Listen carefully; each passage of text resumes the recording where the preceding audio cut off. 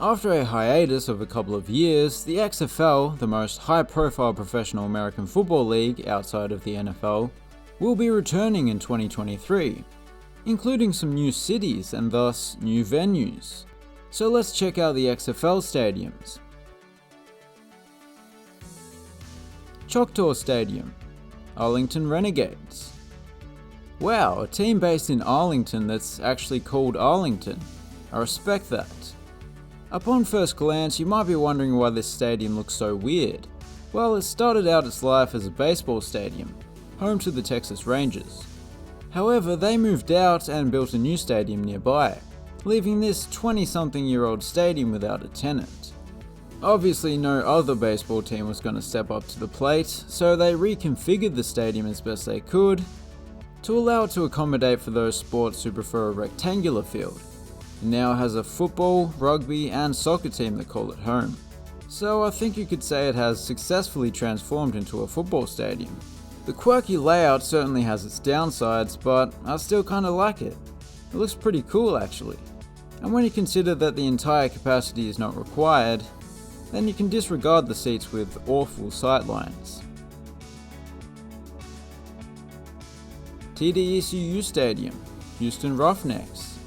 In case you were wondering, a roughneck is basically someone whose job involves arduous labour, or hard yakka as we call it in Australia. For instance, the workers that built this fine stadium.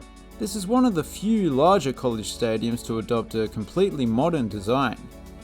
And that is partially to do with the fact that the campus itself is quite modern. I doubt you would see this stadium on the campus of Hogwarts or one of the other Ivy League schools. The facade is made up of a special kind of aluminium panel that not only looks cool, but allows air to flow throughout the stadium, thus keeps people cool as well. It's a fantastic stadium already, but to cap it all off, some spectators get a rather nice view of the Houston skyline. The stadium was actually designed to maximize said view, as you can probably tell. Cashman Field, Vegas Vipers. Due to reasons, the Vipers can't play at Allegiant Stadium or even Sam Boyd Stadium, and they're the only two major football stadiums in the city. That leaves minor league baseball venues as the only alternate options. Cashman Field has already somewhat been converted into a soccer stadium. They got rid of the diamond, and that's about it. We're not talking about a Choctaw Stadium situation here. But I think they can make some further adjustments, a temporary stand or two, and, with a bit of TLC, it could potentially rival Allegiant Stadium.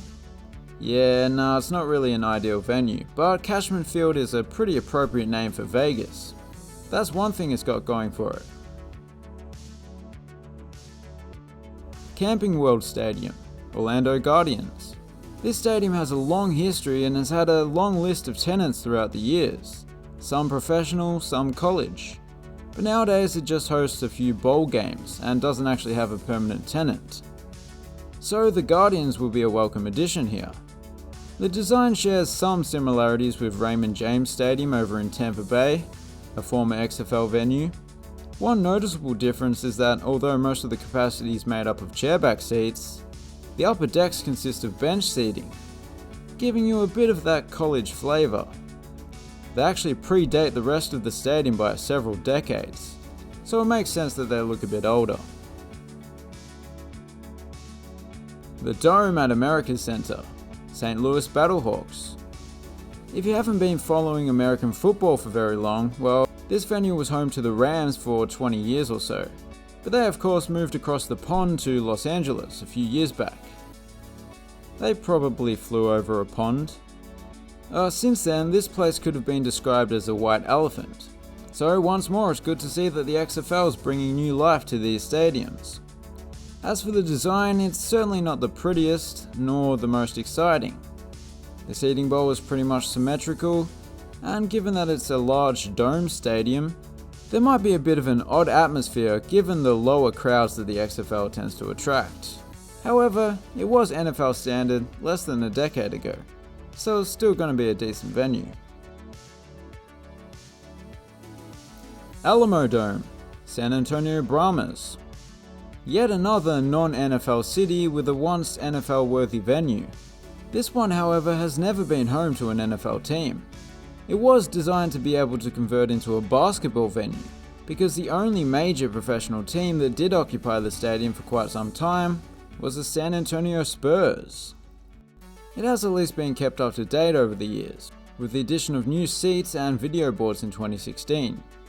I shouldn't forget to mention the exterior, which is quite distinctive, with the large tower in each corner.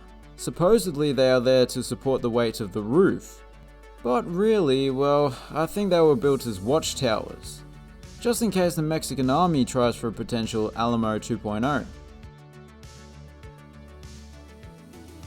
Lumen Field is the only current NFL stadium being used in the XFL, and it is of course the home to the Seahawks. The XFL has the Sea Dragons. Are they referring to the sea creature that looks like seaweed, or an actual dragon that lives by the sea, like Puff the Magic Dragon? Regardless, the stadium is a class above most of the stadiums in this league in my opinion. And that's not me disparaging the other venues, it's just that this is one of the best football stadiums in the country. The unique design offers a bit of everything. The exterior is fairly classical with its mostly brick facade. There is plenty of roof coverage to keep the rain out and the noise in. The seating layout is where it gets a bit quirky. Well, it's really all about this section. Very interesting indeed. Audi Field, DC Defenders. This is a soccer stadium first and foremost, but it is perhaps one of the better venues Major League Soccer has to offer. I especially like the exterior. Well, no, that would suggest that it's better than the interior. I don't think it is. Once again, it has a unique layout. No side of the ground is the same. There's even this Heineken bar section. It's definitely a good place to watch the game from, and perhaps you could even smuggle in some good beer. More importantly, all of the stands are quite steep, which puts the spectators right on top of the field, as well as making for a slightly more intimidating atmosphere than its smaller capacity might suggest.